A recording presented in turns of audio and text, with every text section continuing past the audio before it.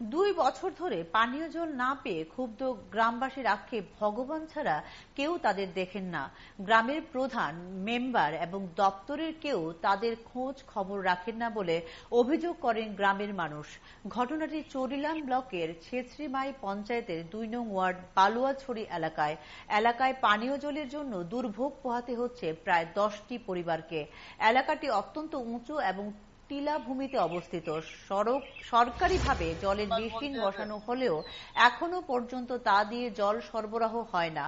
গত 2 বছর ধরে তারা অপেক্ষায় আছেন কবে সাবমার্সিবল দিয়ে জল আসবে।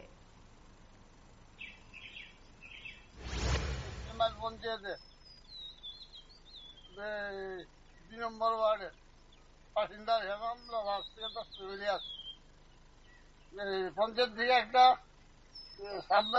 মাল্টিপল বয়েছে, এখান থেকে আপনারা লাইন দেওয়া হয়েছে। আজ পর্যন্ত 2 বছর হয়েছে, অতিক্রান্ত হয়েছে, জল আর হয় না।